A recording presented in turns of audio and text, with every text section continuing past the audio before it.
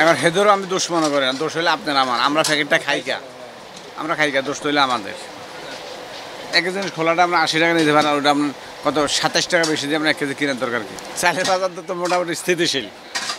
তাছাড়া আমরা এখন তো এই গত 15 দিনের মধ্যে ইন্ডিয়া থেকে চাল আমদানি হয়েছে, কিছু কিছু চাল আমদানি হয়েছে।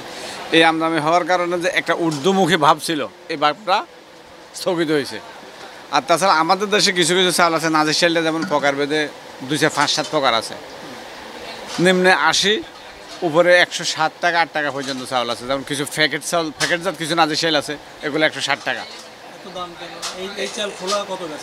এই 160 টাকা চাউলটা খোলাটা আমরা 80 টাকা বিক্রি করি। তো কিছু হ্যাঁ, একই জিনিস, শুধু প্যাকেটের কারণে ওদের নাম আছে, ওদের লেভেল আছে, এই কারণে এই চালটার দাম বেশি। তা আমরা আমাদের মতো, আপনার মতো এরকম কিছু কাস্টমার আছে, হেরা ওই বাসাতে বলে দেয় প্যাকেটে নিয়ে যায়। ও খোলা চালটা নিলে যদি আরও ভালো হয়, বলবো যে এটা ভালো হয় না।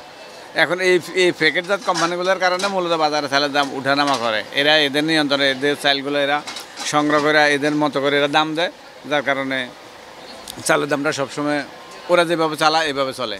সেম পার্থক্য কিছু নাই, শুধু প্যাকেট 5 কেজির প্যাকেটগুলোতে একটা লেভেল আছে, যেটা এশিয়ার চাউল, এটা প্রাণের চাউল, এটা কি বলে আপনার এই তীর বা রূপচাঁদা, এরকম শুধু এদের লেভেল আছে, এটাই ডিফারেন্স। নাহলে আর আপনার গুণগত মান কোনো পার্থক্য নাই।